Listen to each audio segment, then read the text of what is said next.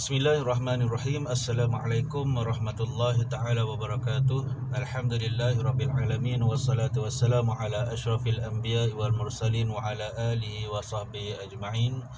Qala rabbi shrah li sadri wa yassir li amri wahlul 'uqdatam min lisani yafqahu qawli.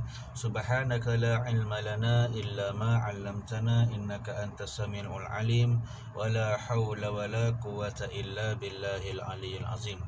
Okay, Alhamdulillah, tajuk perkongsian kita pada kali ini adalah Adadur Rusul wa Ulul Azmi Minar Rusul, iaitu bilangan Rasul dan Ulul Azmi dalam kalangan Rasul. Okay, seperti mana yang kita tahu, kita ni wajib untuk mengingati ataupun menghafal ataupun mempercayai dan beriman kepada 25 orang Nabi dan Rasul, walaupun jumlah sebenar berapa orang Nabi, berapa orang Rasul tu hanya Allah Subhanahu Wa Taala yang mengetahui. Tapi kita sebagai umat Islam wajib dan beriman kepada 25 orang Rasul yang diutuskan, yang disebut nama mereka di dalam Al-Quran, iaitu Nabi Adam, Idris, Nuh, Hud, Saleh, Ibrahim, Lut, Ismail, Ishaq, Yaqub, Yusuf, Ayub, Zulkifli, Syuaib, Musa, Harun, Daud, Sulaiman, Ilyas, Ilyasa, Yunus, Zakaria, Yahya, Isa dan Nabi Muhammad SAW. Kalau susah sangat cari lagu 25 Rasul tu, senang nak hafal kan. Okey, kemudian kita nak tengok hari ni secara ringkas berkaitan dengan Ulul Azmi. Apa yang dimaksudkan dengan Ulul Azmi? Ta'riful Ulul Azmi humul ladzi yahmilu makayidan min ahli syirki wa asabahumul iza sabiran wa jahidan. Okey, Ulul Azmi ni mereka adalah Rasul-Rasul ataupun orang yang dapat menanggung dan menghadapi pelbagai kepayahan dan tipu daya daripada orang kafir dan golongan yang melampaui batas. Okey, Nabi-Nabi dan Rasul Ulul Azmi ini adalah mereka yang terlebih dahsyat, terlebih banyak ujian yang datang pada mereka, dan mereka dapat menempuhi ujian tersebut dengan sabiran wa jahidan, dengan sabar dan meneruskan perjuangan, meneruskan usaha dakwah. Okey, kemudian kita tengok kepada wa ulul azmi min hasbi tartib afdaliyatihim. Nabi-nabi ulul azmi mengikut tertib afdal dia, yang mana yang lagi banyak dia punya tentangan. Okey, yang pertama, Nabi ulul azmi ni dia ada lima orang. Okey, yang pertama mestilah Nabi kita, Nabi Muhammad SAW, kemudian Nabi Ibrahim, Nabi Musa, Nabi Isa dan Nabi Nuh. Ini mengikut tertib kepayahan yang diorang lalui, yang Nabi-Nabi Rasul-Rasul Allah ni lalui. So, kalau kita nak ingat, tak kisahlah awak ingat mana dulu, janji cukup 5 ni sebagai Nabi Ulul Azmi: Nabi Muhammad, Nabi Ibrahim, Nabi Musa, Nabi Isa dan Nabi Nuh. Okey, dan sifatil ulil azmi minal anbiya, antara sifat mereka adalah sabiran. Mereka seorang yang sangat sabar ketika diuji. Dan kalau kita tengok, sebenarnya Nabi-Nabi dan Rasul-Rasul Ulul Azmi ni pernah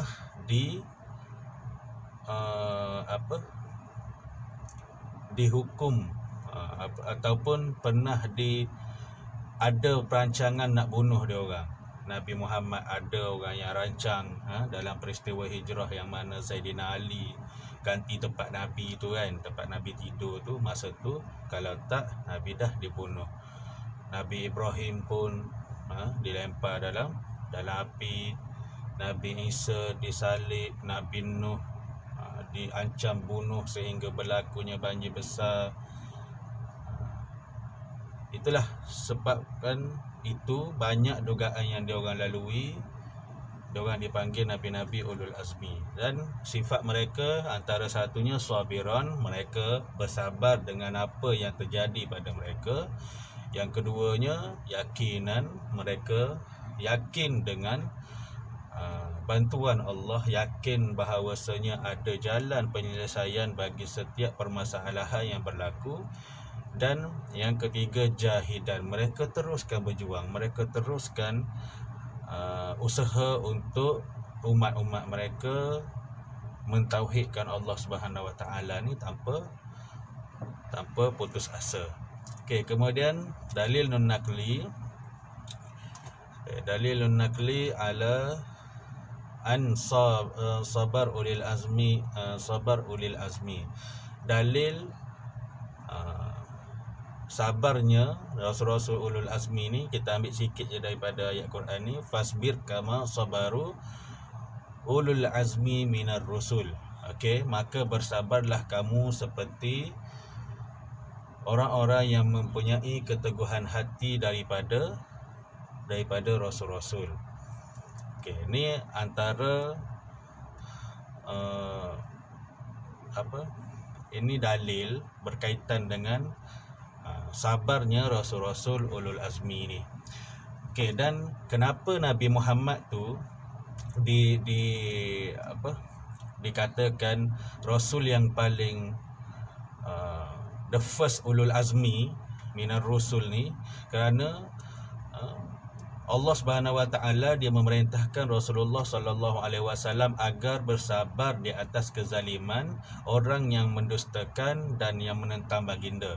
Allah Subhanahu Wa Taala juga dia perintahkan Nabi ni agar terus mengajak mereka kepada Allah Subhanahu Wa Taala dan mencintai para rasul ulul azmi, penghulu segala makhluk yang mempunyai hemah tinggi yang begitu besar kesabaran mereka, keyakinan mereka yang sempurna. Mereka adalah orang yang paling layak untuk diteladani dan dijejaki langkah mereka dan pedoman dengan cahaya petunjuk mereka.